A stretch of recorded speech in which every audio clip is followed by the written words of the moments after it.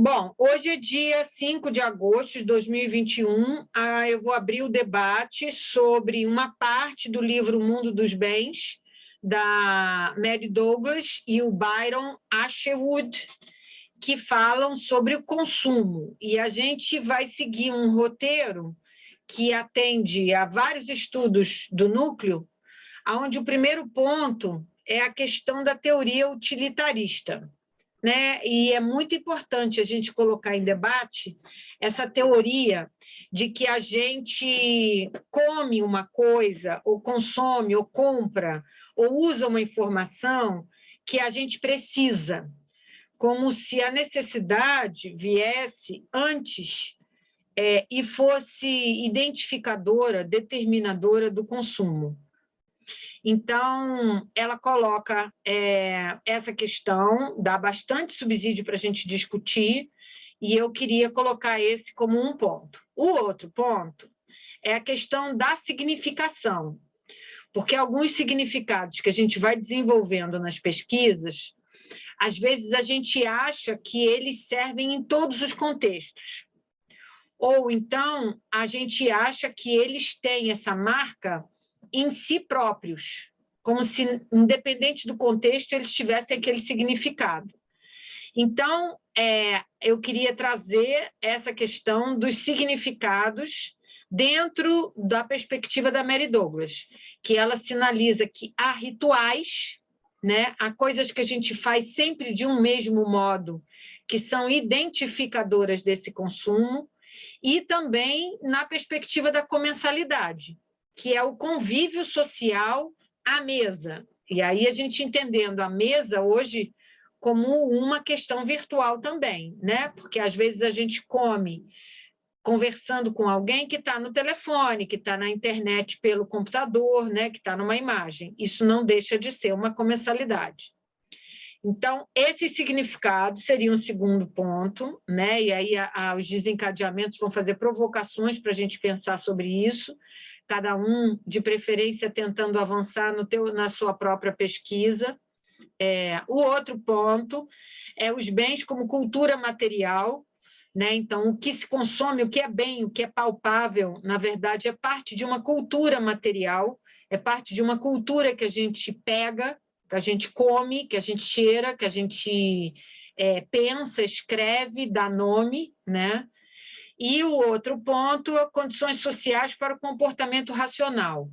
Então, algumas das coisas que a gente acha que a gente, raciocinando, a gente resolve, a gente modifica, eu queria contrapor a condições sociais. Então, as relações, os modos de valorizar, as distinções, o tempo da gente, tudo isso coloca a gente para pensar de uma maneira. E eu acho que a gente precisa descolar esse jeito de pensar. Por quê?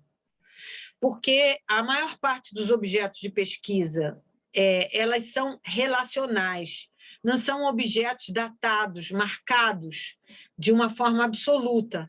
Eles estão relacionados ao contexto, estão relacionados a uma cultura ou a um tempo. Então, a gente não tem uma maneira de pensar que serve sempre em todos os lugares, em todos os momentos. A gente vai ter que entender esse modo de valorizar, esse modo de pensar as coisas, e, nesse sentido, a gente observando quais são as condições daquela sociedade, daquele conjunto de pessoas que está colocado ali no cenário social, a gente elucida, esclarece um pouco coisas que não são naturais, mas que são construídas ali, como o comportamento racionalizado, né? Dos nutrientes, por exemplo. E a última questão que fez parte do roteiro de leitura é a questão da periodicidade como um princípio na divisão de trabalho, que é uma análise estruturante do consumo através da periodicidade, porque isso tem bastante no texto, né? E eu acho que a gente vai chegar lá no quanto que a gente consome, quantas vezes a gente reproduz aquilo, né? Qual é a intensidade. Isso tem a ver, hoje em dia, com divisão de trabalho e com a visibilidade também. Então, esse seria o último ponto. Beleza? Então, assim, o que eu queria desencadear dentro desse roteiro aqui que eu coloquei para leitura? A questão dos marcadores. E aí eu pego um pouco a palestra da Marília, da semana passada, onde ela fala de certos consumos que marcam alguma coisa. Então, marcam estereótipos, marcam comportamentos, marcam qualidades, classes sociais, marcam alguma coisa, certo? E aí eu vou começar com o seguinte desencadeador. Tem um pedaço do texto, que é na página 15, que a autora fala assim: de fato, as chamadas necessidades básicas são meio. Esse meio, quando tem entre colchete, é porque é quem está escrevendo na hora que botou, não é do texto. Então, são meio inventadas, meio é por minha conta, né? São meio inventadas e sustentadas na cultura. Esse é o esclarecimento, a grande descoberta da antropologia. Infelizmente, não há denominadores comuns tão simples assim. Então, qual que é a primeira provocação? É com relação à fome, né? que é uma necessidade básica que movimenta o campo da gente, e como é que a gente pode olhar isso como uma coisa inventada? Que situação, de que forma que a gente coloca a perspectiva sobre a segurança alimentar e nutricional, a fome, a carência, a pobreza, esse universo do não ter, que é tão forte no nosso campo, como uma coisa inventada. E aí, inventado, não queria que vocês levassem para o mau sentido, tipo jocoso. Então não existe. Não, não é disso que se trata. A Mary Douglas não está dizendo que a fome não existe. Ela não está dizendo que as coisas não existem. Ela está dizendo que a necessidade das coisas, a necessidade dos bens, eles são meio inventados. A gente podia fazer de outra forma, mas a gente faz dessa forma por conta das condições sociais. Isso não é uma visão individual, isso é uma visão social da cultura. Não é eu ou outra pessoa, é a cultura que vai criando essas necessidades. E aí, nesse sentido, a minha pergunta seria: o que vocês acham que são necessidades básicas inventadas? O que vocês colocariam e de que forma vocês veem como sendo fruto, como sendo construído dentro de uma perspectiva da cultura?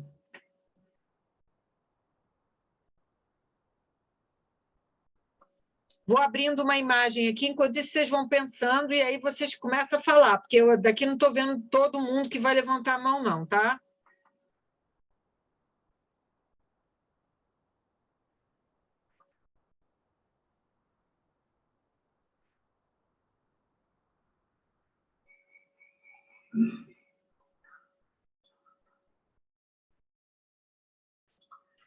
Está disputado hoje, hein? Vai, gente.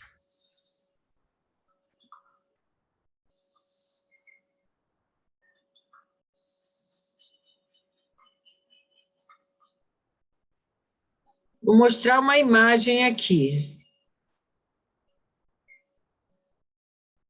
Está dando para vocês verem aí? Tá baixando? Não, Maria. Você acha que vai ter que tirar essa projeção e colocar a outra que você quer. Isso. Tá.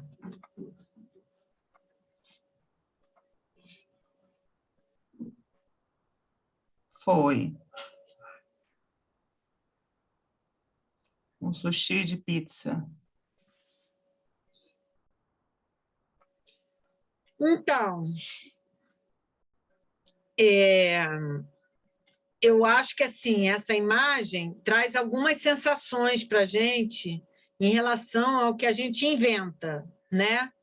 E aí eu queria que vocês olhassem que assim, a gente inventou o sushi, a gente como sociedade, não estou dizendo que é o brasileiro, a gente inventou o sushi. O sushi não nasceu pendurado na árvore, certo?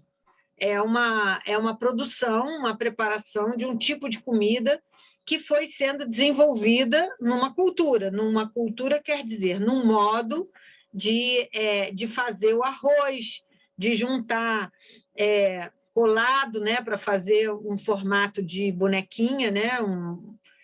E a pizza é uma outra preparação, que seguia um outro modo de se constituir como uma comida, né? Em outro país, em outro horário, com outra periodicidade. Mas aí essa imagem mostra os dois juntos. E aí isso tem um pouco a ver com invenção, né? Isso tem um pouco a ver com definição. E nesse caso da Mary Douglas, é importante a gente olhar os objetos da gente, e aí eu vou provocar cada um dos objetos a partir dessa imagem, que, por exemplo, quando Juliana Medeiros traz a coxinha do Drummond, ela traz uma coxinha que é tão esquisita quanto essa imagem aí. Quando ele vai trazer a coxinha dele, não é a coxinha do botequim, é uma outra coxinha, né? Quando Juliana Ramadas traz o uso da folha de abóbora, que seja a folha de abóbora, ela traz também uma outra necessidade, uma outra imagem de consumo. E essas invenções é que servem para a gente. Então, por exemplo, em Mariana, quando vai trabalhar com a quarta onda do café, para ver se a quarta onda chegou no Brasil, ela vai chegar com outro consumo, que não era assim, e que passou a ser de uma tal maneira, né? Eu vou falar uma coisa que tem nada a ver, Mariana, não fica zangada comigo, não, mas assim, que não tem a ver com a quarta onda, mas que tem a ver com o meu conhecimento de café. Eu nunca tomei café gelado. Café gelado, para mim, em copo grande, é uma novidade de um tempo para cá. Eu, quando era jovem, só tinha café quente de xicrinha ou de xicrona. Nem no copo a gente não tomava, porque quem tomava café no copo era quem tomava no botequim. Eu não ia no botequim, porque eu era criança, eu era jovem, não ia no botequim, então não tomava de copo, tomava em casa, em xícara, e era café da manhã. Então, esses modos de consumo, eles vão se reorganizando. O que isso interessa a gente?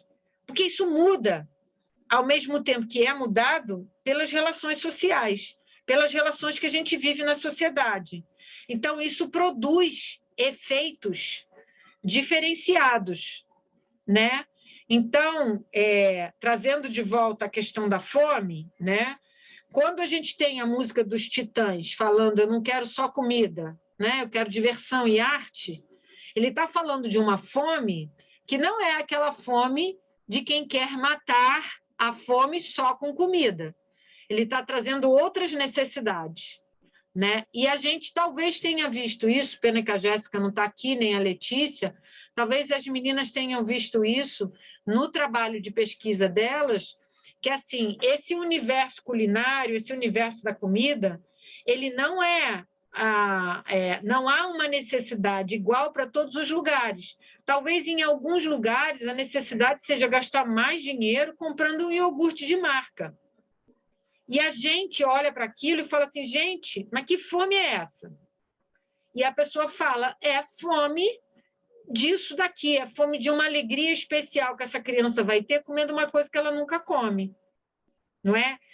E ela faz, às vezes, um gasto de dinheiro no mês que ela não poderia fazer, ou seja, que atrapalha comprar outras coisas, mas para ela aquilo é uma necessidade.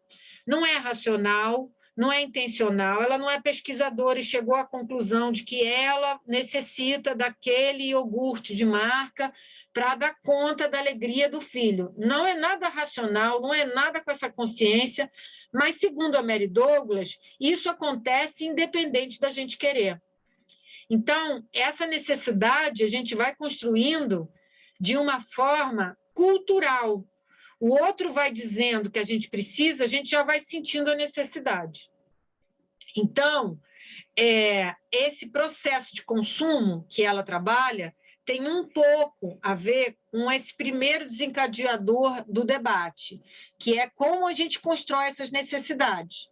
E como isso não dá para ver como sendo uma coisa que é aplicada globalmente, a gente tem que pegar essa teoria, que essas necessidades são inventadas, entre aspas, ou inventadas, no local. Então, cada contexto de cada pesquisa pode pensar os objetos, os elementos que ele está olhando, como que isso é inventado como necessário, como muito importante de ser consumido, às vezes como um caso de vida e de morte, que precisa ser consumido naquele ambiente. É dessa necessidade que a Mary Douglas está falando, né? Eu vou voltar para lá.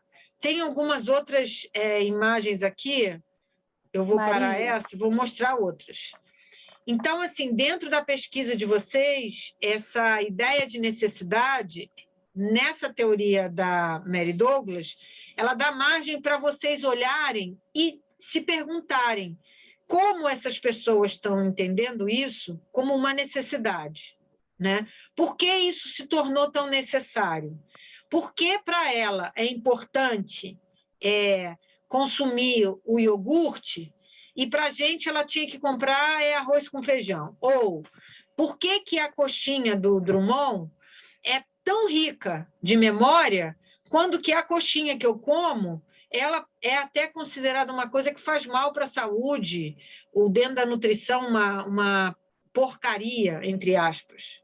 O que mudou e tornou essas necessidades diferentes nesse contexto? Então, é um pouco isso que essa estrutura teórica permite que a gente faça no estudo, e não diga que é uma loucura, mas diga assim, faz sentido. Faz sentido se a gente olhar que, nesse ambiente, essa pessoa incorporou essa necessidade. E, por fim, a última coisa que eu queria comentar, antes de pegar aqui a fala do chat, é que, muitas vezes, as pessoas colocam os estudos antropológicos, especialmente na perspectiva da saúde, como assim, mas para que está estudando isso? É necessário e pronto. É importante estudar, porque essa necessidade ela nos toma de uma tal maneira que, se a gente não entender, não conhecer como ela está afetando a nossa vida, que tipo de efeito que ela causa na nossa vida, a gente vai vivendo meio tipo boiando no mar. Não sabe para onde que essa maré vai levar. Então, as marés, que seriam equivalentes aos consumos, as tendências de consumo, as modas, elas levam a gente sem a gente se dar conta. E o que isso tem a ver com o campo da alimentação e nutrição, das artes ou da comunicação? Tem a ver que o homem precisa conhecer, precisa saber das suas potências, das suas condições, porque a gente só vai mudar a vida, a gente só vai transformar se a gente compreender, e a gente ainda tem muita coisa para conhecer sobre o ser humano, sobre a vida e sobre como as coisas são consumidas. Então, nesse sentido, é que a gente vai olhar para a necessidade e vai deslocar ela de lugar. E quando fica muito difícil a gente ver, mas por que é tão necessário assim a gente comer no restaurante universitário, né? Assim, e é bom a gente tirar isso do lado econômico para a gente poder entender o que tem além da questão econômica, que custa só R$2, para a gente poder ver o que tem ali que faz com que essa comida seja produzida desse jeito, que isso seja construído como uma necessidade e que a gente tenha um público que consome aquilo ali como uma necessidade, né? Então, isso descola um pouco das coisas que parecem óbvias. A necessidade ela não é óbvia. Ela é pertinente a esse tipo de valorização, de qualificação do contexto. Então, a teoria da Mary Douglas faz com que a gente possa olhar para o contexto e ver assim, isso combina com isso. Isso daqui está deslocando isso, né? Então, por exemplo, no caso da alimentação dos naturebas, né? Então, assim, os naturebas não faziam, há um tempo atrás, uma comida toda dos tons terra por acaso. Isso, embora seja arbitrário, isso faz um sentido, isso tem um efeito na vida deles. Ninguém vai comer um bolo no restaurante natural da época que eu fiz etnografia, azul claro. Ninguém vai querer comer o bolo se você puser azul claro. Mas então é só a cor. Não, a cor tem toda uma significação, né? Um bolo azul, um bolo cor-de-rosa. Então, é isso, é estudar e entender um pouco isso. Isso são informações que vem para a gente e que a gente, parando para pensar, a gente consegue entender mais do humano nesse contexto, sem prescrever o que deve ser a necessidade, que isso é uma moralização, né? E sem defender também que a gente tem que ser totalmente livre, porque a gente não é totalmente livre. Se a gente vive numa sociedade, a gente está condicionado pelo olhar dessa sociedade. A gente precisa entender esse condicionamento. E aí, por fim, vou ler aqui o comentário da Verônica: o consumo é a própria arena em que a cultura é o objeto de lutas que lhe conferem forma. Beleza. É uma citação Maria. da própria Mary Douglas. Oi, desculpa. É muito complexo para mim esse assunto, né? Mas quando eu comecei a ler essa questão da necessidade, eu achei interessante você trazer esse comentário da criança, porque para mim veio justamente o além do peso. Foi justamente o que eu pensei, como isso influencia várias esferas, né, hoje da alimentação. E você falando também da questão do café, eu acho que um exemplo que a gente tem hoje também é a própria Starbucks.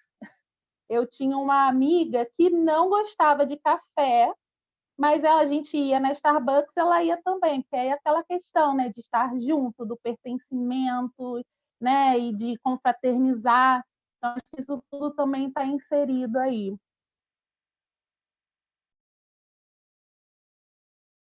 Eu acho que essa é uma questão importante, né? E agora sim, aproveitando que a Mariana está aqui, porque essas formas e essas práticas, esses modos de beber o café, eles vão tomando e marcando épocas, que é o estudo da Mariana dessas ondas.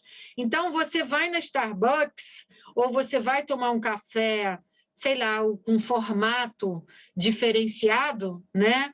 E você nem se dá conta de que, na verdade, aquilo ali é um condicionamento entre aspas, porque é claro que você tem a liberdade de não fazer, não precisa fazer, mas você tem uma sociedade indo para o lado desse consumo.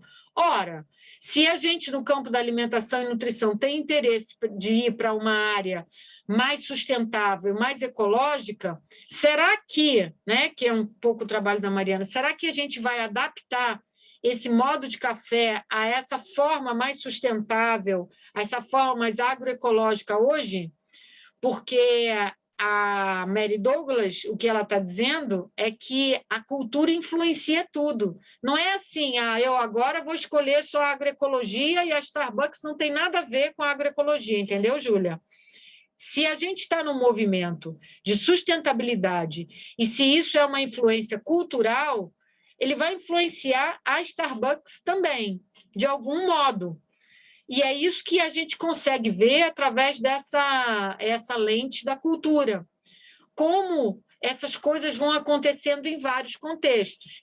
E a Mariana está vendo no contexto dela, da quarta onda do café, que você tem uma influência em relação à produção sustentável nessa onda de café.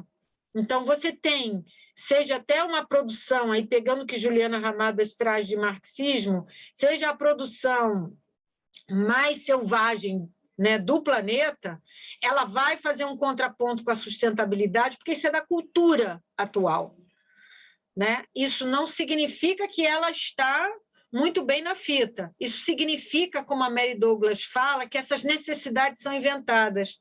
Então, assim como o sujeito mais empobrecido, ele escolhe o iogurte de marca, não podendo pagar aquilo, o sujeito enriquecido vai absorver características de sustentabilidade na sua produção da mesma forma por conta da cultura.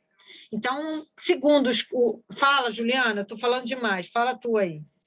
Eu fico pensando que, pelo que parece, a Punk vai nessa mesma linha do café, né? Com a regulamentação que eu mandei para vocês, com a alta gastronomia se apropriando. Agora a gente tem um monte de restaurante em vários lugares do país que são especializados, e os cursos, né? E assim, é essa coisa da invenção mesmo, né? Como você tira um negócio que tem uma legitimidade lá local, que o contraponto que a gente fez com eu e Dai, com as comidas brabas do Josué de Castro, que quer queira, quer não, já era punk, né? Só tinha outro nome, era consumido localmente e tal. não tinha uma questão do cultivo, talvez, mas tinha também, eles faziam o roçado da terra, né? É que não era do jeito que eu trabalho hoje dentro da horta, mas eles faziam cultivo, tinha manejo de solo. Então, eu acho que e aí eu não consigo não pensar, né? Como que se apropria dessas formas de consumo, né? Já que a cultura gera essa demanda, e nem sempre isso vai para uma coisa que seria talvez benéfica, né? Porque assim, eu fico me questionando com essa regulamentação e com esse boom de punk, ora pro nobis que a gente consumia ali e tinha certeza que estava ali sem veneno, sem isso, sem aquilo, com essas práticas de comercialização, em breve a gente vai comprar no hortifruti da maçãzinha. E assim, né? E para estar com o selo de orgânico vai ser 5 vezes mais caro. E aí, de novo, a gente está construindo um padrão que nem todo mundo consegue alcançar. A gente está criando vieses de consumo de acordo com a renda, né? Então, assim, não adianta. Eu sempre costumo cair no capital. Eu sou triste.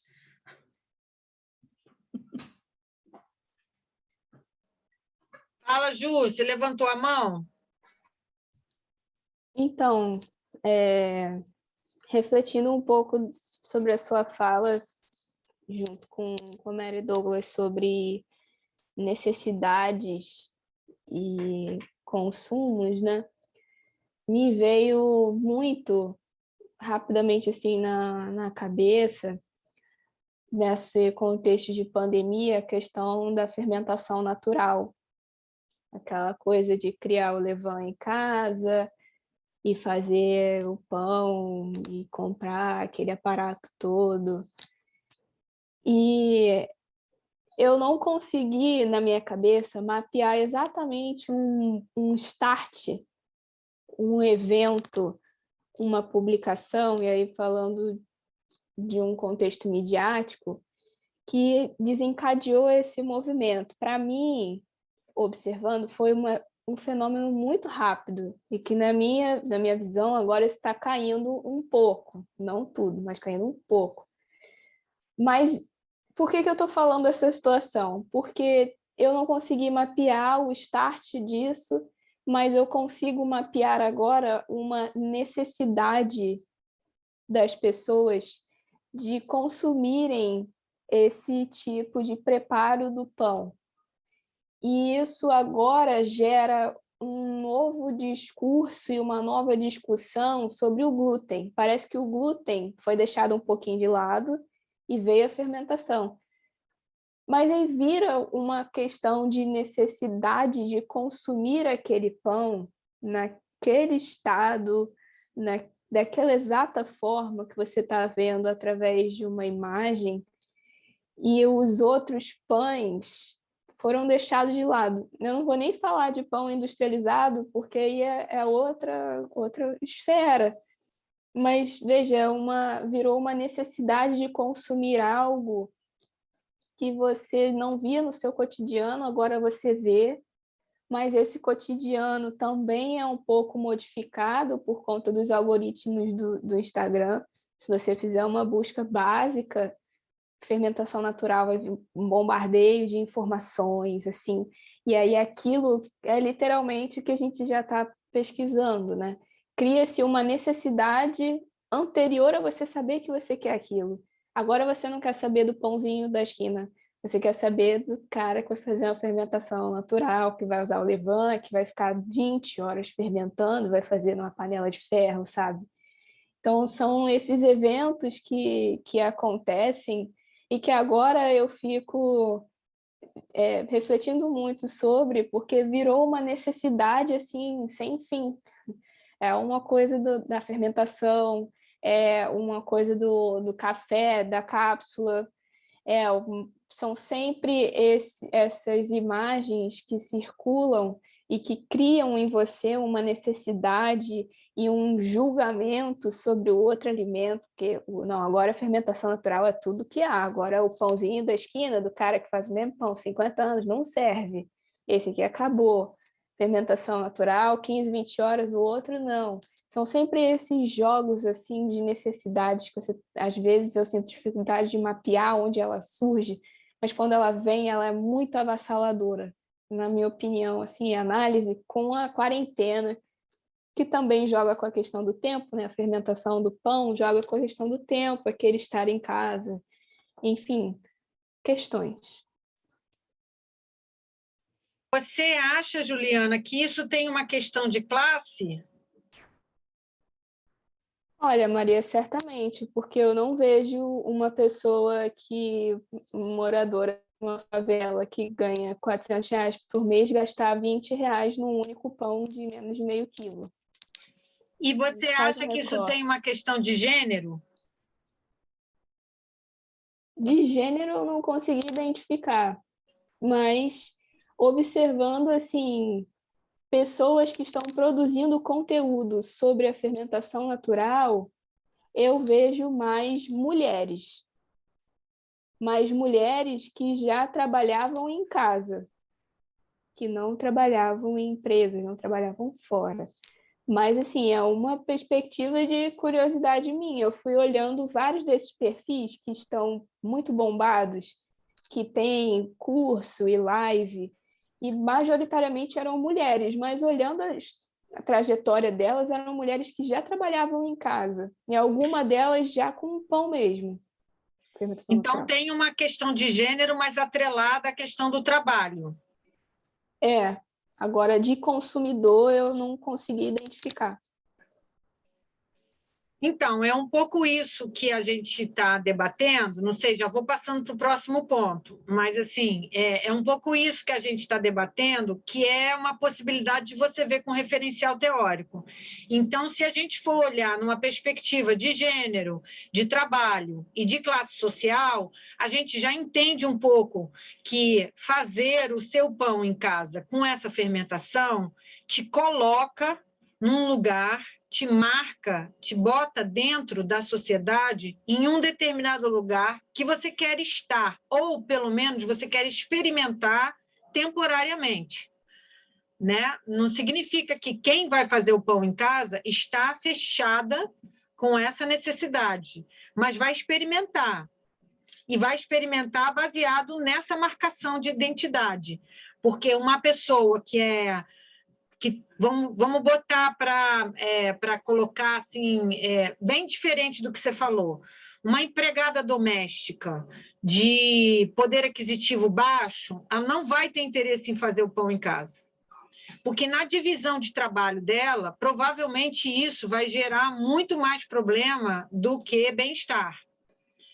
E provavelmente o custeio, né, questão de classe, para ela conseguir ficar nesse lugar, não vai tirar ela do ambiente que ela está, a não ser que ela tenha aspiração em casar, em estar dentro de um lugar fingindo que ela era burguesa. Mas, fora isso, ela não vai ascender, ela vai gastar um dinheiro e não vai conseguir ter o retorno. Então, essas são todas condições do fazer o pão com fermentação natural que fazem com que a gente entenda como que essas necessidades são construídas. E não é só o pão. Quando você aplica essa teoria da Mary Douglas no pão, e você vai olhando para outras coisas, se você pegar esses 3 recortes de classe, de gênero e de divisão de trabalho, você já consegue discutir muito um objeto de pesquisa. Porque o trabalho está totalmente incorporado na rotina do ser humano. A questão do gênero e da classe também. Então, esses são caminhos possíveis para a gente poder trabalhar com o referencial teórico da Mary Douglas, aplicando aos nossos objetos. Né? E Tinia também. Boa, depois vou passar a palavra para ela. Mas, assim, só fechando, esses elementos são elementos que ajudam a gente a entender por que é que a gente faz o pão de fermentação natural. Não é para dizer que não é para fazer o pão, porque, segundo essa visão da cultura, essa é a forma do ser humano estar socialmente no mundo. Ele se relaciona produzindo e consumindo para se colocar no mundo dessa forma. E, quando acabar isso, ele vai fazer outra, porque não é o pão, é o ser humano na cultura contemporânea. Fala, Verônica, da etnia, manda ver aí. Tu levantou a mão? Mas não é da etnia, não. A etnia é só uma complementação dessas categorias que você trouxe para esse tema muito específico que a Ju colocou. E aí eu tenho lido alguns artigos, Maria, que eu não sei se depois a gente precisa avançar ou não, mas tem um método agora que está se trabalhando, visando trabalhar exatamente com essas categorias nos seus objetos de estudos, que é a interseccionalidade. Então, quando você trabalha, é mais do que interdisciplinaridade, é método mesmo, assim, tem se constituído um método para você olhar para um objeto e entender aquele objeto, mas considerando todas as categorias, inclusive todas essas historicamente, socialmente e historicamente. Ou seja, de como que essa mulher foi colocada na cozinha, ou como que ela teve que sair da cozinha na Revolução. Então, tem todo um histórico que a gente precisa entender, que vão trazendo essas reorganizações, como a Maria fala, né? Vão reorganizando, e culturalmente isso vai ser... Ninguém produz um pão só por produzir. O que você colocou aqui já é um pão produzido para vender. Tem que otimizar as coisas, né? Então, mas é a mulher que está na cozinha, que precisa sustentar a família. Então, tem uma série de questões sociais que a mulher foi colocada, por exemplo, só, né? Estou falando de gênero aqui, só um exemplo para trazer para vocês. Ela foi colocada nesse lugar exatamente pela ausência de outras coisas, né? Pela ausência de partilha, pela ausência de parceria com o homem ou com outros, enfim, outros setores aí da sociedade. Meio trazendo para os Jogos Olímpicos isso, aquela pessoa que batalha tanto para chegar lá, no skate, de papelão, não sei o quê, essa visibilidade, né, que se dá ao sacrifício, isso é um absurdo, né? A gente já viu isso nas redes, né? O quanto que, na verdade, as pessoas precisariam de apoio, de suporte, né? Para chegar lá e de incentivo. Ou seja, tem toda uma questão social, histórica, social também, envolvendo, e especialmente essas categorias que podem ser trabalhadas nesse modo de olhar o objeto, né? Nessa interseccionalidade, ele olha essas categorias todas num conjunto. Mas o que eu queria falar, e eu não quero falar muito, só quero perguntar, não é falar, é perguntar, porque eu acho que a gente só está no início do ponto, eu não sei se a gente consegue terminar hoje, mas assim, vocês estão colocando aí que coisas foram inventadas, né? O sushi de pizza, a punk né, foi sendo glamourizada, um monte de coisa aí que vocês falaram. Só que aí vocês estão... O café, né, que além de todo o glamour, ele tem a variedade, as variações que... Gente, quando eu olho uma pessoa que... Como é que é? Barista? Não, como é que é uma pessoa que entende de café? Então, quando eu olho uma pessoa que entende muito de café, Mariana, eu fico assim, meu Deus, quanto conhecimento! Como o vinho, enfim. Muito conhecimento e muitas variações e muitas possibilidades e, enfim... O que eu queria... Tá, ela vai apresentar, né? Ok. O que eu queria colocar, assim, que isso tudo são objetos bonitos, tangíveis, utilizáveis, mas, assim, a minha questão a fome, ela foi inventada, né? O que é a fome? A fome foi inventada? A fome também... A fome está no mesmo lugar que a punk está, do que o sushi de pizza, tá? Eu não sei onde é que a fome, ela... Então, assim, o que a fome tem a ver com o modo de consumo? O que a fome tem a ver com esse modo de consumo e de quem é esse modo de consumo? E como é que a fome se apresenta assim, nessa sociedade que ninguém pega a fome e coloca no melhor restaurante? Ninguém pega a fome e coloca num lugar para brilhar. Ou seja, mais ou menos, né? Porque aí a gente tem pessoas que pegam a fome e se projetam com a fome. Mas aí eu estou falando antes disso. Eu estou falando antes das pessoas pegarem o que já existe para ser projetado. Eu falo assim, a fome acontece, né? Mas assim, o que a fome é nesse cenário todo? Ela não é como uma punk. Ela não é um sushi de pizza, não é uma pizza de batata frita, porque tem toda uma lógica de pizza de batata frita com estrogonofe, no rodízio, para não desperdiçar. Então, tem a ver com desperdício, com a sustentabilidade do restaurante, tem a ver com um monte de coisa. mas é uma invenção horrorosa, mas é uma invenção. Mas a fome é uma invenção? Eu não sei, assim, o que a fome é? Então, assim, só estou deixando aqui para a gente não esquecer que a fome talvez seja um elemento que vai exigir muito cuidado para a gente fazer essa análise, né? E eu acho que não termina aqui, e conforme os outros pontos vão aparecendo, eu acho que a gente vai ter que discutir esse objeto com um pouco mais de cuidado, né? Bom, vamos lá. Então, antes de passar, deixa eu só fazer um comentário, porque a gente, nessa discussão do referencial teórico da Douglas, a gente olha a fome, ou a gente olha os objetos, do ponto de vista da cultura. E do ponto de vista da cultura, a gente pode, usando o referencial teórico da Douglas, dizer que a fome é um motivo para os governos explorarem as populações, porque a fome vulnerabiliza o sujeito. Então, o sujeito em classes, e ele nas últimas classes seria um número grande, desprivilegiado, sem estudo, sem comida, eles são mais escravos, eles são mais sujeitos a esse governo. A fome pode ser inventada pelos governos para produzir dominação.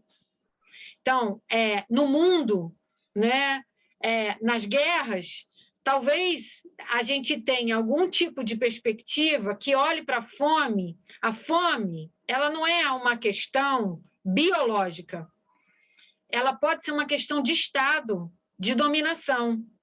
E hoje em dia a gente sabe, né, a gente convive com um Brasil onde lutar contra a fome é o que faz os deputados serem eleitos. O programa Bolsa Família é o que elege, não é? E a gente tem esse discurso. Então, veja, se a gente mudar o olhar, eu acho que a gente pode pegar os objetos que a gente está trabalhando e a gente entender eles em outro sistema de conhecimento, em outro esquema de percepção. Aonde a gente não pode cair é na armadilha de achar que todos eles combinam ou que todos eles conversam entre si. Muitas vezes, se você olhar numa perspectiva, você não vai olhar na outra, porque a gente não consegue olhar para o mundo e ver ele inteiro o tempo todo. Se você for olhar o globo, uma parte você vê, a outra fica na sombra. Então, na perspectiva da cultura, esse processo ele é uma invenção, ele é uma invenção de um ser humano que não consegue se organizar na divisão de trabalho, que não consegue se organizar na distribuição de renda. Então, assim, é um povo, é um mundo, é um ser humano que ainda não conseguiu conhecer uma forma de viver sem explorar, sem machucar. E a fome é só o sintoma desse tipo de cultura que atinge a uma boa parte do globo. Então, os estudos, quando eles pegam um referencial teórico, eles vão olhando com aquele óculos, mas eles não podem cair na armadilha de estar vendo tudo com óculos e de estar definindo, por exemplo, que a fome não existe.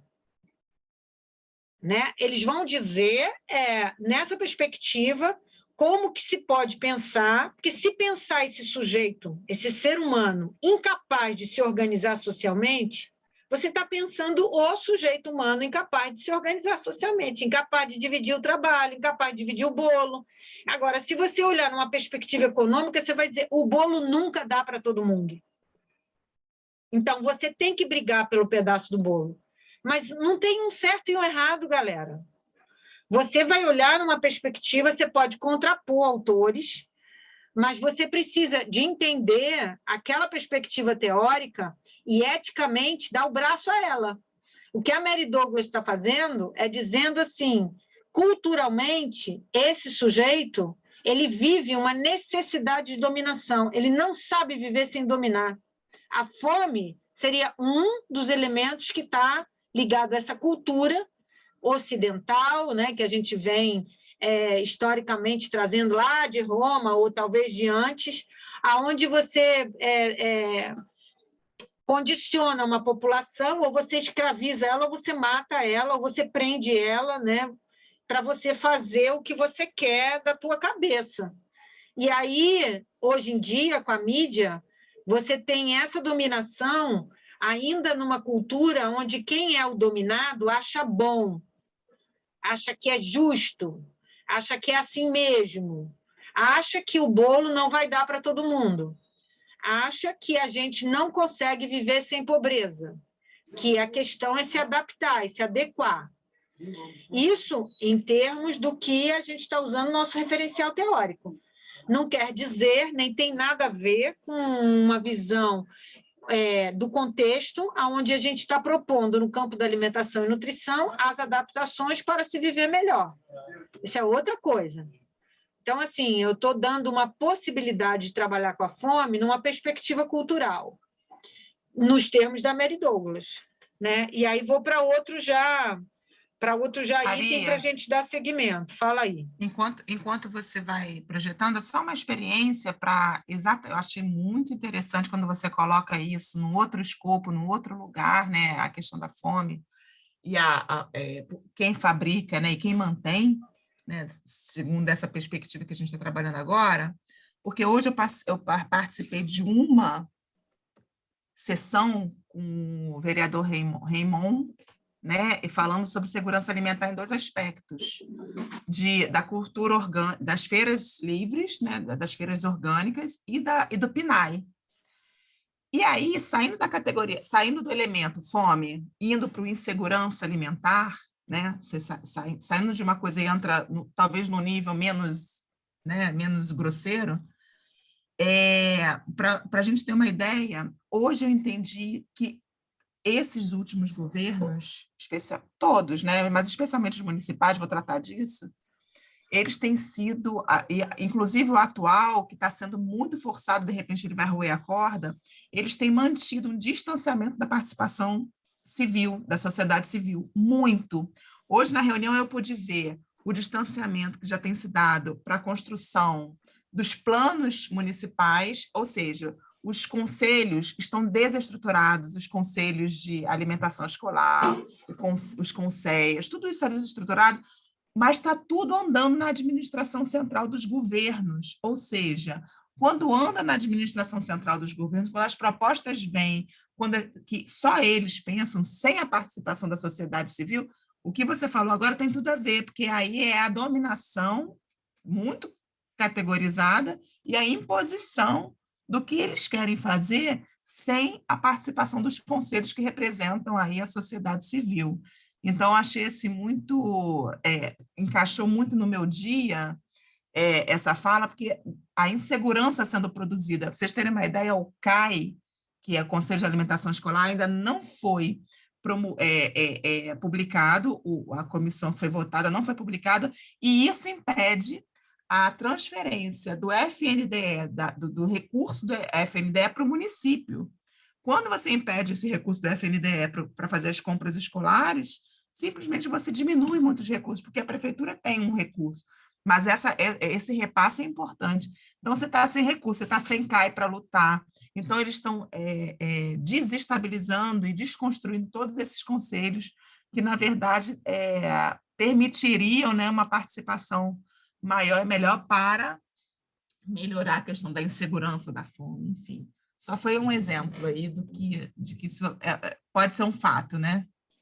Beleza, vamos seguir, então, na nossa marcação apropriada, né? Porque, seguindo aqui, o consumo é um sistema de rituais recíprocos que envolvem gastos para a marcação apropriada da ocasião.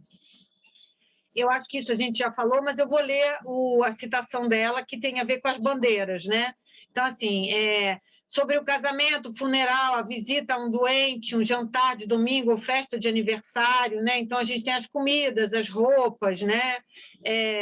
O fluxo padronizado de bens de consumo mostra um mapa de integração social, um mapa de reconhecimento, de organização, você se inclui dentro daquele universo ali. E aí ela fala das bandeiras, né? A vida social é uma questão de alinhamentos, a favor e contra, e para assinalar os alinhamentos, os bens são como bandeiras. Então, a fome, no caso, a gente poderia trabalhar com ela como uma bandeira, uma bandeira de opressão, uma bandeira para conseguir voto, enfim, são várias formas de trabalhar com esses elementos como bandeira. Então, ela coloca isso para mostrar que o consumo daquela ideia, o consumo daquela comida, o consumo daquela prática, ele ali dentro daquela sociedade, ele comunica, né? Ele tem efeitos, ele tem influência. Nosso papel na pesquisa é entender quais são essas influências, como que isso torna os outros bem, mal, favorável, desfavorável, né? E aí essas bandeiras são esses elementos que seriam os marcadores, né? Então, pegando um pouco o exemplo da Juliana, ela pode pegar o pão de fermentação natural e esse ser uma bandeira de ativismo, né? E aí trabalhar com a questão de gênero, com a questão de divisão do trabalho, né? Com a questão de classe, tá? Todos os bens são portadores de significados, mas nenhum é por si mesmo. Ele não existe. O pão fermentado, nem a punk, né? E nem o café, como ele é tomado hoje, seja quente, gelado, em xícara, em máquina, qualquer das ondas que Mariana for observando, ele não é em si, mas ele é aquele café, aquele pão fermentado naquele contexto. Então, por isso, esses elementos que a gente está trabalhando na pesquisa são importantes da gente conhecer, né? Porque a gente não vai filosofar que a organização do ser humano ela é sempre dominadora, não é isso. A gente vai entender com a Mary Douglas que esse processo, né, de significação, de dar sentido, de ter um efeito de vergonha, pena que a Lorena não está aqui, vergonha de ser gordo, né, ou distinção de ser tanquinho, e tudo isso, né, quer dizer, isso são formas, não em si mesmo, né, porque o corpo tanquinho já foi, talvez, em alguma época desprezado, Tarzan antigamente era magrelinho, né, era meio esquisitinho, então, assim, não é ele em si, não é o corpo em si, não é o pão em si, não é a punk em si, mas é isso dentro desse contexto que marca esses bens com essas qualidades. Então, a pesquisa qualitativa vai identificar essas qualidades, esses aspectos que vão dar adjetivos, né? Que vão referenciar como coisas positivas, negativas, de gosto, agradáveis, né? Então, é um pouco esse o mundo dos bens, né? E aí ela dá o exemplo do pudim, que eu achei muito bom, eu trouxe aqui para fechar esse bloco, né? A prova de um pudim é comê-lo. Se ninguém nunca comesse a comida, ou se fosse a partida de futebol, não haveria maneira de julgar uma opinião como mais verdadeira do que outra. O consumo físico permite a prova, o teste ou a demonstração de que a experiência em questão é viável. Mas o argumento antropológico insiste em que, de longe, a maior utilidade não está na prova, mas no compartilhamento dos nomes que foram aprendidos e classificados. Isso que é a cultura.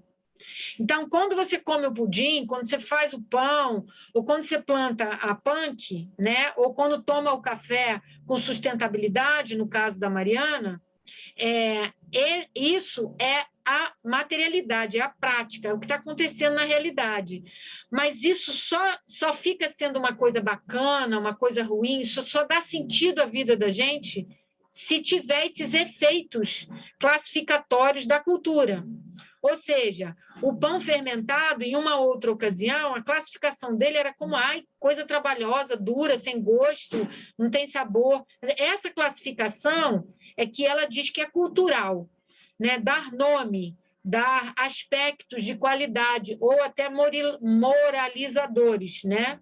Ou sagrados, né? Que ela também vai falar. Então, isso vai ao encontro do que a gente já tinha falado. Então, esses marcadores culturais, eles vão ajudar a gente a entender como essa sociedade organiza. E, do outro lado, a gente vai olhar como a sociedade se organiza para poder ver os marcadores. Qualquer que seja a direção, esse é um referencial teórico do mundo dos bens que ajuda. O importante nessa primeira parte é a gente ver que ela tira o valor do bem dele próprio.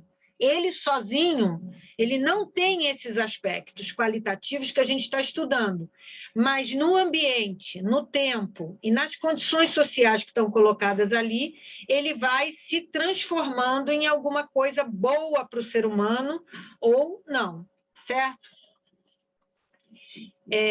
Então, se ninguém quiser fazer mais nenhum comentário, eu vou para o segundo ponto, que era o segundo conjunto, que tem a ver com a questão da temporalidade. O consumo na teoria de Douglas não pressupõe um consumidor marionete, o que seria até mesmo perigoso.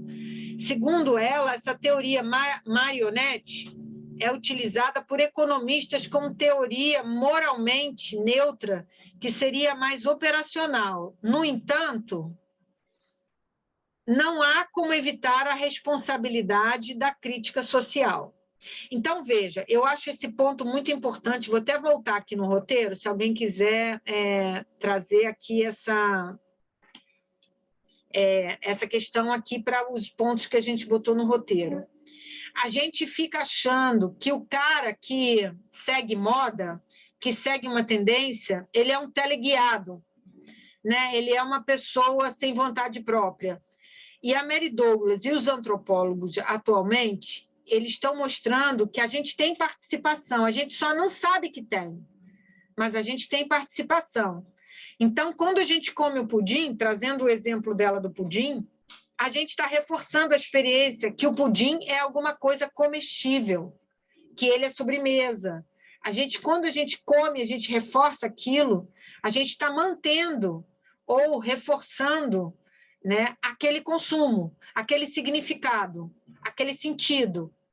Então, é importante a gente sair dessa posição de que o cara que está dominado, ele não tem intenção, ele não tem posicionamento, ele não é um agente, ele é um agente, ele tem posicionamento e ele é uma pessoa tão humana quanto o dominador, só que ele está dominado. Então, nesse sentido, a cultura, ela nos toma como dominadora.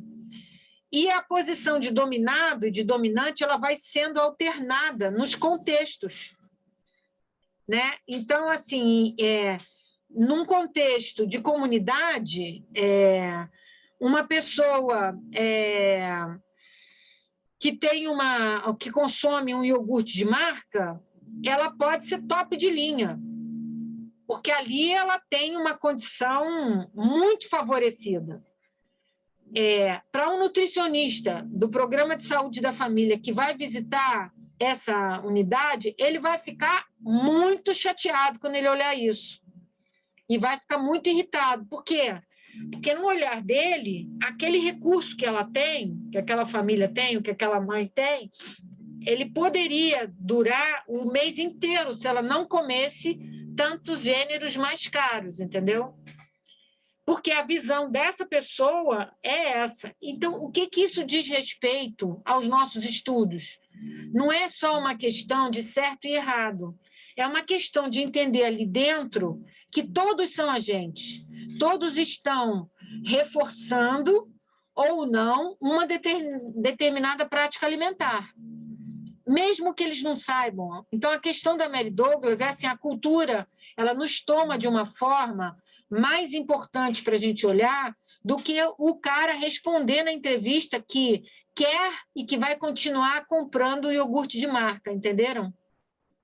O estudo dela, esse livro, ele vai dar uma estrutura, né, um recurso teórico para a gente olhar isso de uma perspectiva da cultura. A cultura toma essa moça como consumidora do iogurte de marca de uma forma que a gente não consegue mudar esse consumo, porque é a cultura que está veiculando isso e ela está usando esse elemento para sair de uma situação opressora de não ter dinheiro para comprar as coisas que ela quer.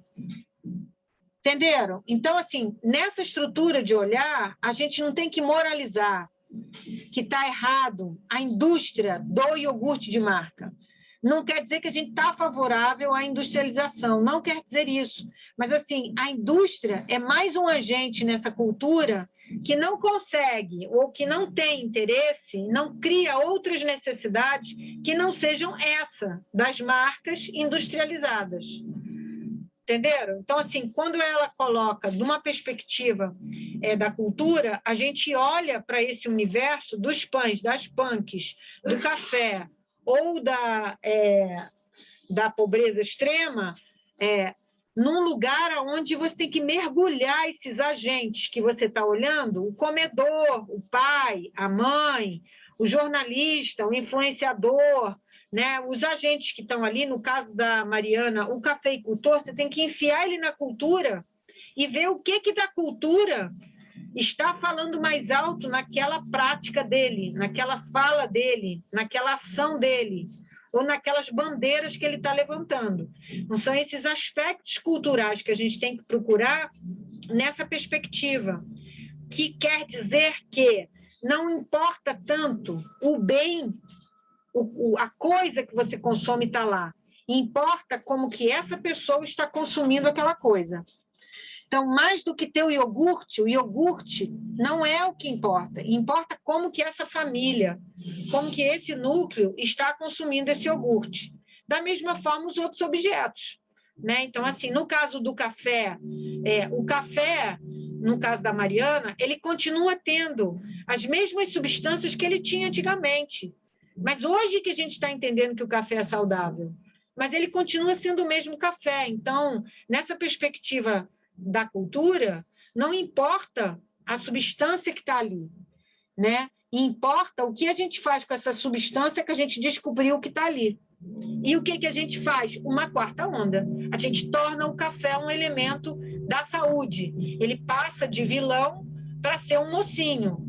Então, esse processo de transformação na cultura é que seria um estudo possível com esse referencial da Mary Douglas, onde ela diz, essa cultura, a gente navega nessa cultura sem a gente conhecer, e a gente precisa conhecer.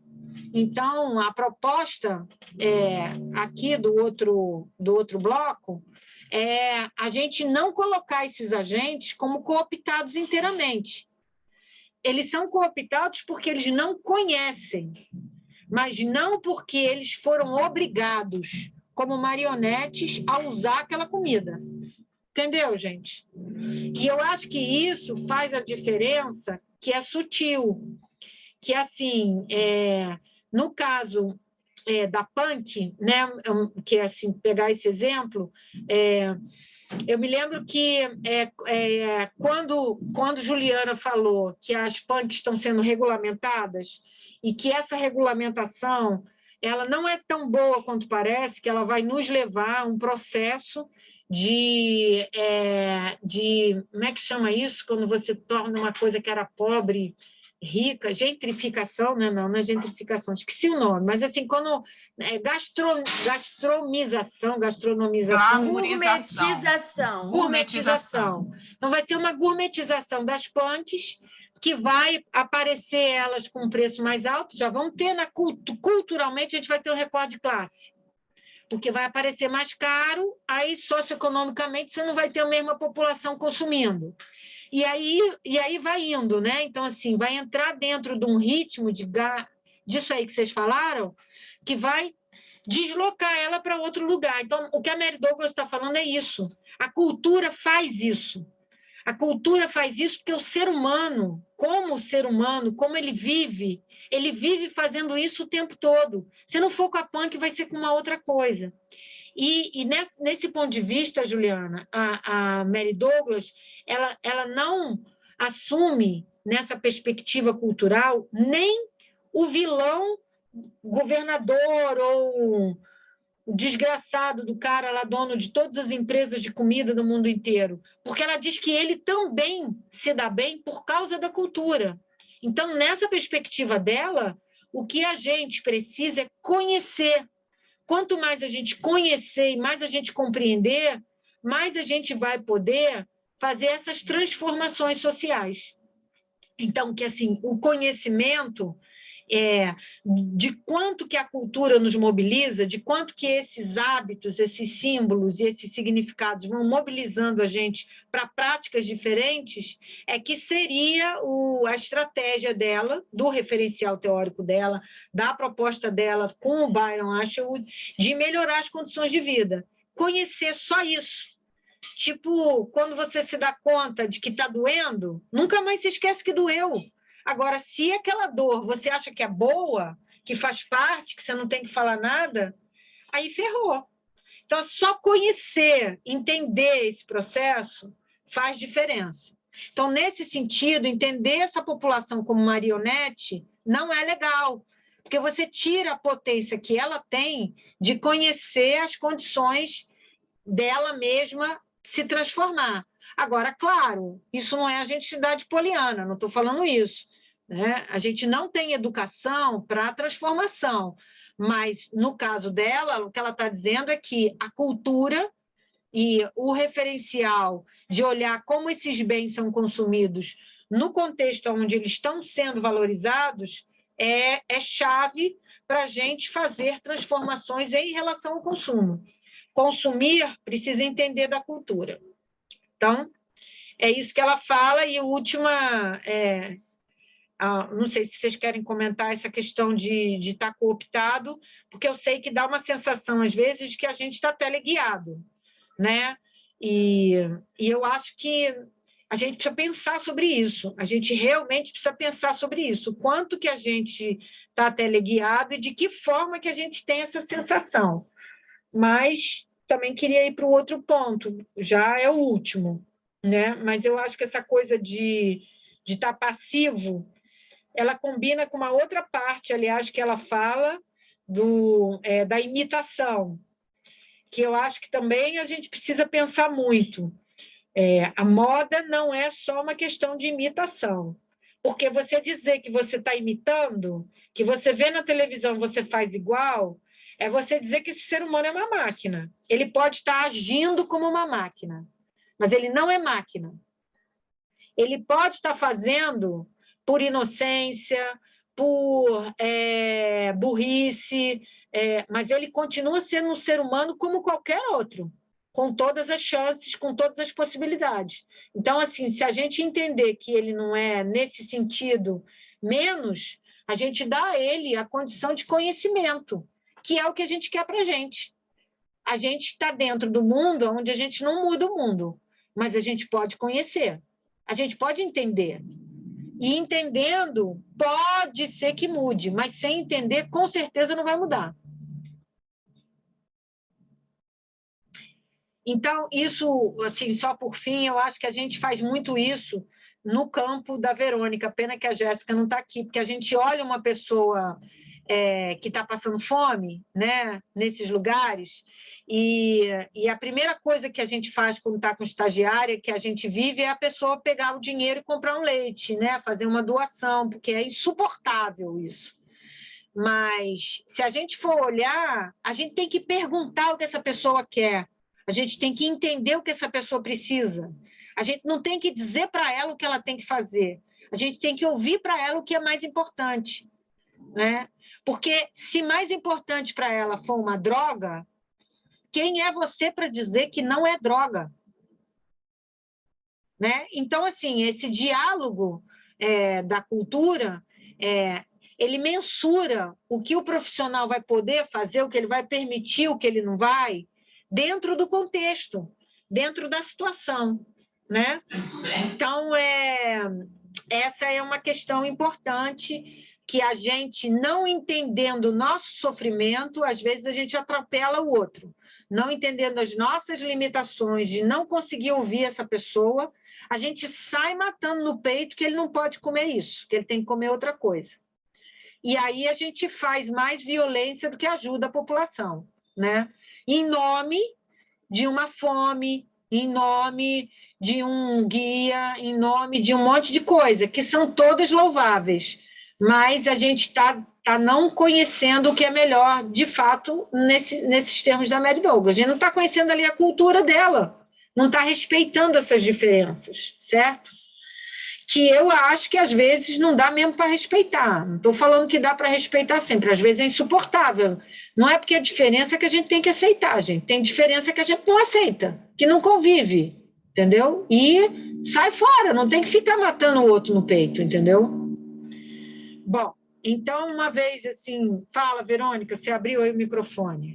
Abri porque é tão complexo, né? Tem que abrir o microfone, porque olha só, ela fala em determinado momento no texto a importância. Aí eu acho que você já deu uma passagem nos pontos, então eu vou falar do que eu fiquei mais sensível ao objeto que a gente tem aí de frente, que é a fome, a insegurança, enfim. Ela fala em determinado momento no texto sobre o principal problema da vida social é fixar os significados de modo que fiquem estáveis por algum tempo. Então, para estabilizar esses significados e manter isso, a sociedade, a cultura, enfim, solucionou isso com os rituais, né? Então, você tem os rituais que você precisa seguir, e isso mantém, né? Isso mantém as coisas no lugar, né? Isso mantém o certo e o errado, isso mantém a vida, né? A organização de uma vida na sociedade. Então, assim, eu achei muito interessante que ela ainda fala que os rituais mais eficazes usam materiais, né? Os rituais são tão... Porque as pessoas precisam sentir isso. Então, assim, ela coloca, né? Enquanto a pessoa antigamente não tinha atestado de óbito, então a pessoa morreu, mas não estava morta. Então, o atestado de óbito, ele dá a certeza de que a pessoa está morta. Socialmente é engraçado isso, né? Que como que a materialização até dos sentimentos, né? Ela dá outro sentido à vida, né? E você se organiza melhor também de esperar que aquela pessoa morreu e ela não vai voltar, porque você tem um atestado de óbito que te prova isso, né? E é muito interessante isso. Então, pensando nessa coisa dos rituais materializados no contexto da fome, de repente no nosso lugarzinho lá onde a gente trabalha, mas que isso acontece em muitos outros lugares que têm o mesmo contexto social, eu fiquei pensando na doação de alimentos, né? Porque é quase um ritual hoje, né? Então, você lidar com a fome, lidar com entregar, sem essa escuta, se a pessoa quer iogurte, se não quer. Então, e quanto que esses programas, o BPC, né, e o Bolsa Família, quanto esses programas, quando eles, por exemplo, distribuem a renda, não distribuem o alimento, o quanto que isso é um reflexo de uma possibilidade de escolha, né, de pelo menos um pouquinho.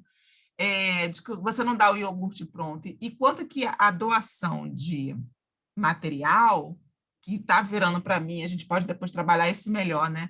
Mas a gente pode olhar como uma ritualização aí no contexto da todo mundo faz isso, gente. É uma prática. Eu não sei se é um ritual, acho que não é um ritual, mas é uma prática. Pode se tornar até um ritual.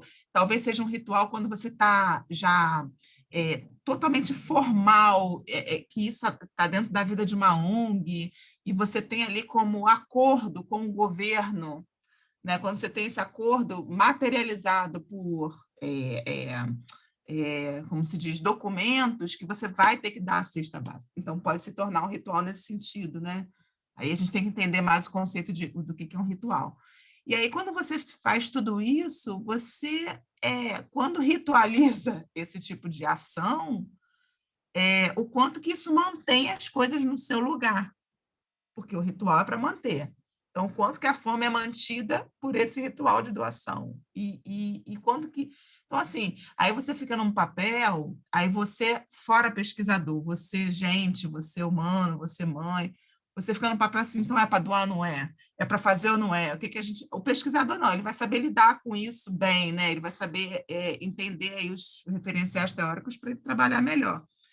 Mas, assim, hoje a gente faz uma doação, no lugar que eu participo, a gente faz doações, e que são compradas por mim. Eu escolho a marca. Por um acaso, eu escolho marcas que são marcas que eu consumo. Mas são marcas industrializadas, não são, entendeu? Tem toda uma questão aí.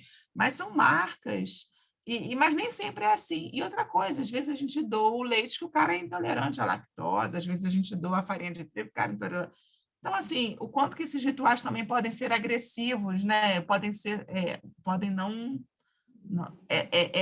no detalhe. Eu não estou falando só no agressivo de dar, mas assim, agressivo no que eu só recebo. Eu, como receptor, eu só recebo e me viro com aquilo, né?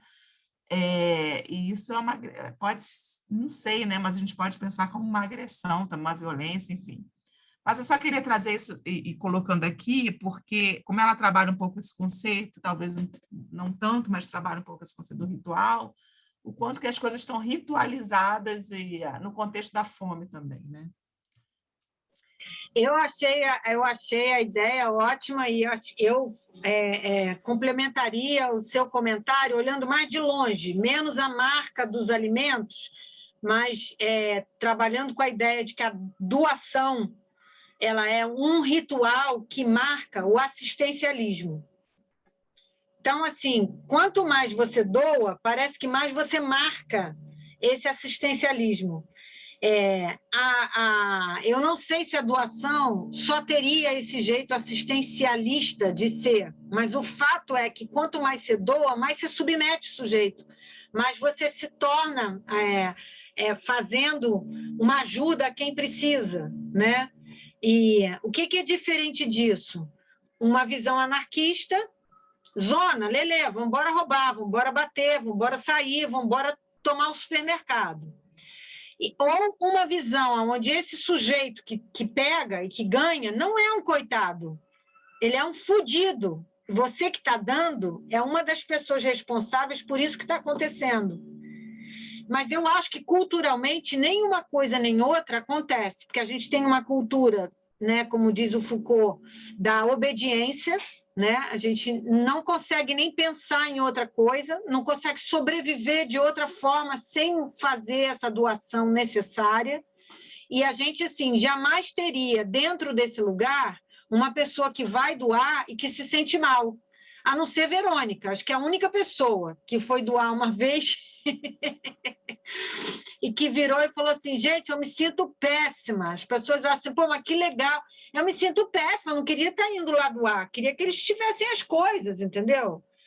Então, assim, tem autores que falam sobre isso. A redenção da burguesia é você doar para os carentes. Então, esse tipo de apoio que vem lá da Inglaterra, né, que vai lá ajudar o pobrezinho, aí você se sente, não, hoje eu estou bem, vou dormir com a minha cabeça no travesseiro. É da cultura, é próprio da cultura. Fala, Juliana.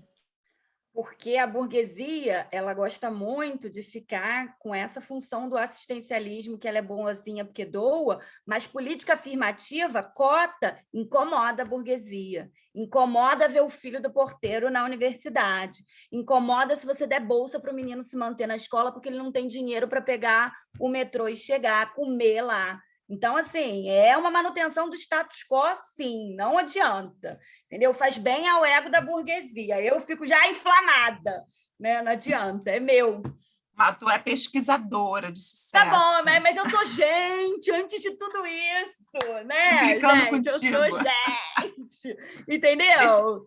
Entendi, mas assim, puxando a brasa da sardinha disso que você está falando para o referencial teórico, né? O que a Mary Douglas pode ajudar é no entendimento dessa burguesia. Porque essa burguesia, não sei se chamaria de burguesia mais não, viu, Juliana? Não sei se chamaria de burguesia.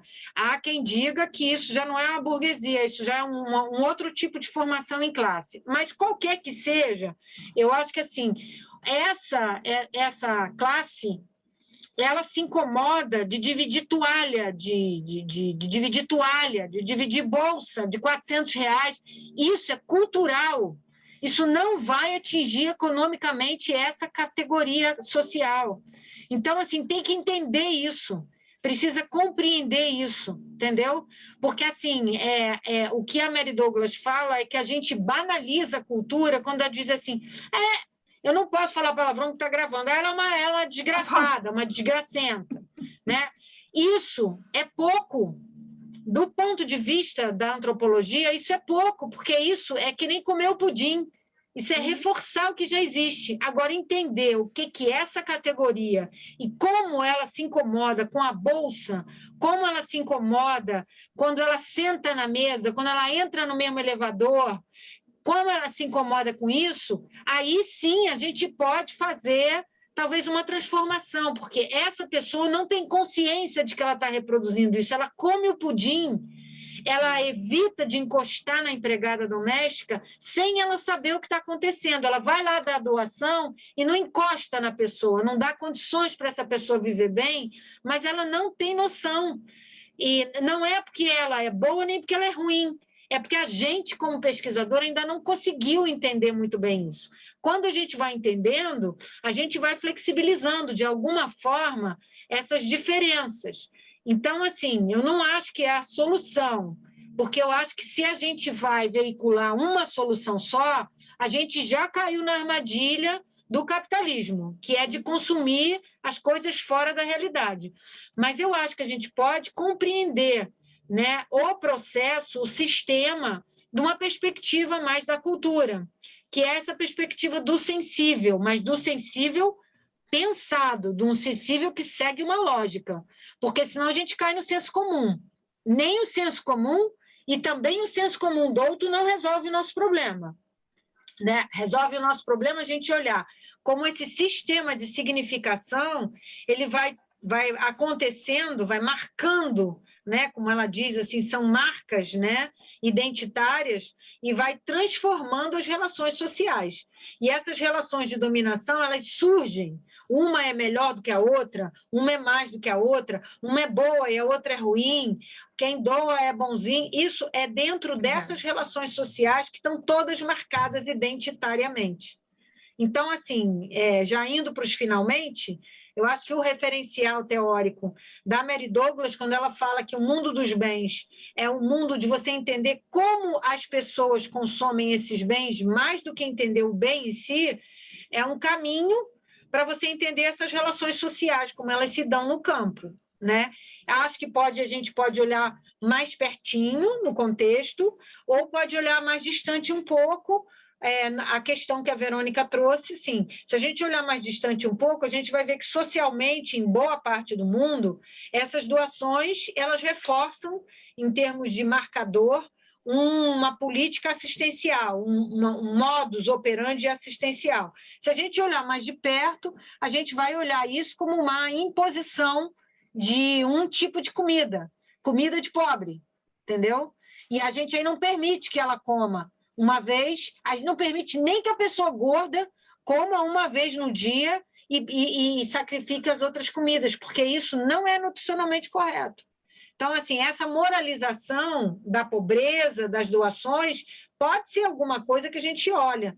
Não é para mudar tudo, né? Mas é para entender as possibilidades de transformação ali dentro daquele contexto. Maria, eu só queria fazer uma observação sobre isso, trazer mais não vou chamar de referencial, mas uma experiência de estudo que teve uma professora, aquela do Ceará, quando a gente leu o livro dela, Isolamento e Poder, né? Onde na seca de 1932, primeira seca foi em 1915, depois 32 e tal, existia ali os currais, né? Os currais onde guardavam essas pessoas, os pobres e tal, e tudo legitimado pelo governo, né? Que mantinham essas pessoas naquele lugar porque elas queriam pegar o trem para chegar ao centro de Fortaleza. Elas não podiam pegar, então elas eram mantidas tem um outro nome, mas eram hoje se chama de currais, né? Os currais que guardavam essas pessoas, e eles não tinham oportunidade de pegar um trem. Alguns conseguiam burlar e o trem ia lotado e tal. E são essas pessoas que construíram Fortaleza também. Esse ir para lá era também para usar mão de obra e tal, mas a maioria ficava e morria lá e comiam os animais que morriam quando tinha e as próprias outras pessoas, né? Um comia o outro nesse relato, nesse estudo que ela fez. O interessante é a legitimidade do isolamento que tinha socialmente. O que mantinha esse isolamento? A doação, a caridade. Porque aí quem morava em Fortaleza era caridoso o suficiente para mandar, em alguns momentos, uma ração, alguma comida para esse espaço. E aí isso mantinha essas pessoas lá. Então, você doava, você era caridoso o suficiente para doar, mas era para manter, para evitar a evasão, né? Para evitar as pessoas de... O livro é muito... foi o estudo dela, eu acho que ela estuda até hoje. Eu já falei com a Maria que a gente precisa, em algum momento, ouvir essa pessoa, né? Eu vou ver, dar uma olhada por onde ela anda, assim, o que ela faz. Eu só li, eu não a conheço. Mas, assim, é muito interessante quanto que você... hoje também você legitima isso. Então, essas pessoas estão em Jardim Gramacho. E a gente aqui está doando para lá. Então, assim, essa ONG que a gente trabalha, eles ainda ficam muito lá. Ela passa semana lá, mas ela não mora lá. Né? E, assim, é um recurso para tentar essas pessoas, de alguma forma, comer. Enfim, aí a Letícia vai apresentar as impressões que ela teve, né, dentro do objeto que ela trabalhou na dissertação dela. Mas é muito interessante isso, né, que essas doações, elas são muito, historicamente, elas são muito violentas, né? E quando você lê esse livro, Isolamento e Poder, dessa professora, você entende muita coisa de como que isso se reproduz e se mantém, né? Vai lá, gente. A menina teve que sair, né, Mariana? Nem vi. Pode abrir o microfone. Não deu nem para ela ver, mas eu acho que assim, eu vou falar com ela, porque eu acho que depois da gente ter debatido, vai ser interessante ver ela marcando as ondas do café, né? Que eu acho que assim, ela está estudando a 4ª onda do café, mas ela vai apresentar a 1ª, a 2ª, a 3ª. E assim, a gente não conhece, e é um olhar muito interessante de especialista de café, que é o laboratório da Adriana. E a gente também não se dá conta desses modos de tomar o café diferente, né? E é interessante olhar isso.